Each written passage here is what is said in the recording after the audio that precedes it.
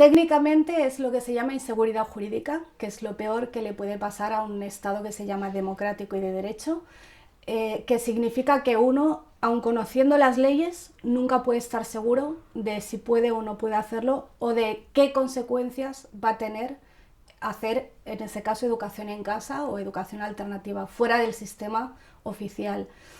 ¿Por qué? Porque las leyes no son claras, es decir, sí que la ley de educación habla de 10 años de escolaridad obligatoria, que es algo que en muchos países se interpreta que el término escolaridad puede ser también escolaridad en casa. Yo escolarizo, pero en mi casa. Entonces, le estoy dando una educación al niño, pero desde mi casa, sin pasar por la escuela pública, ni privada, ni concertada.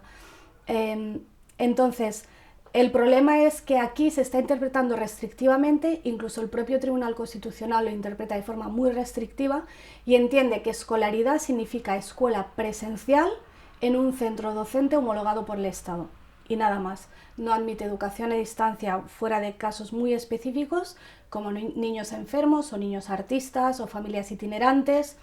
En algunos casos se admiten familias extranjeras que no sean residentes permanentes aquí, pero nada más. Y no se admiten tampoco las llamadas escuelas libres porque no cumplen los requisitos de creación de centros docentes que la ley establece. Entonces, la gente que educa en casa, muchas personas no tienen ningún problema, pero hay personas que sí se ven perseguidas por la administración. No es una persecución activa, tampoco es que el Estado esté pasando lista todos los años para ver qué niño no está escolarizado, pero sí que a veces se han dado problemas. Normalmente, cuando el niño ya está escolarizado en la etapa obligatoria, que es la primaria y secundaria, desde los 6 hasta los 16 años de edad, entonces como esa etapa es obligatoria por ley, si tú lo quieres sacar al niño, el colegio no te puede dar la baja y ahí es donde el Estado te puede requerir que escolarices y se puede llegar incluso a una situación de juicio, donde he de decir que normalmente se archivan esos expedientes, pero no siempre. Toda la normativa española gira alrededor de este concepto de centro presencial homologado por el Estado y ponen tantos requisitos que si uno realmente quiere crear un centro que sea un poco diferente, al final no puede. Si tienes que cumplir todos los requisitos, vas a acabar creando una escuela como todas las que ya existen. Y esto es lo que pasa con las escuelas que llamamos libres, que la mayoría no son legales. Algunas sí se han conseguido homologar, algunas están como escuela privada extranjera, pero claro, también supone un esfuerzo muy grande de parte de la gente que las crea, porque es mucho papeleo, es mucho dinero, es tiempo, no es un trámite ágil y no todas lo consiguen, no todas consiguen homologarse. Aún así, hay muchas familias que siguen optando por las escuelas libres y por la educación en casa. Cada año se crean nuevas escuelas libres en España, se crean muchas más de las que cierran y eso demuestra que simplemente la legislación vive de espaldas a una realidad, que no solo es una realidad que crece cada año y crece en parte como respuesta al sistema escolar, que no me gusta llamarlo sistema educativo porque no es lo mismo.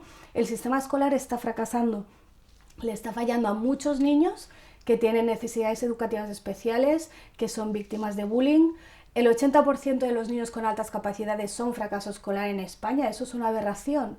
Entonces, al final, la gente, cuando la ley no le da la respuesta que le tiene que dar, la gente se organiza y se busca una vía alternativa y una solución. Esto lo encontramos en la educación en casa y en las escuelas libres. Si allá en la carrera de San Jerónimo quieren seguir dándonos la espalda y haciendo como que no existimos, es su opción como políticos, como representantes de todos nosotros que en teoría son, es su opción ignorarnos, pero yo creo que no deberían, porque estamos ahí, cada vez somos más. Hay gente que educa en casa que nunca ha tenido problemas, hay gente que la han obligado a escolarizar, hay gente que ha tenido un expediente abierto y luego se ha archivado. Hay muchos expedientes que nunca se han archivado oficialmente, pero que se han quedado ahí, no sé si olvidados en un cajón, no sé si adrede o por descuido, pero que llevan años que ni avanzan ni se cierran. Esto es lo que no puede ser. Una administración no puede funcionar así y una ley no puede funcionar así.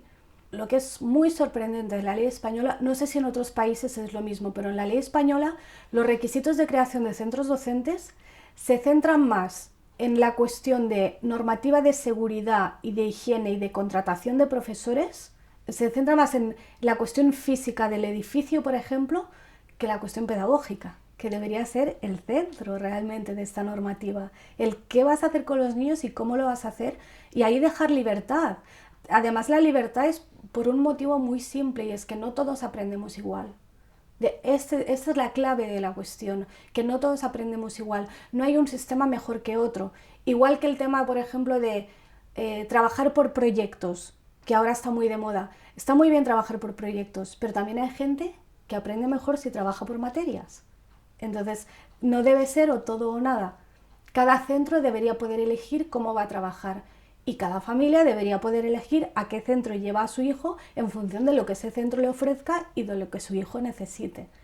Pero si la ley de la creación de centros docentes se basa sobre todo en temas de estructura, de seguridad, de temas laborales, de contratación y poco más, y la parte pedagógica sorprendentemente se reduce a un currículum bastante abstracto, lo llamaría yo, que además es de un nivel bastante bajo y que está bastante mal configurado a mi modo de ver. Y sobre todo eso, que no se le deja ni a las familias ni a los centros la libertad y la flexibilidad de elegir cómo lo van a hacer.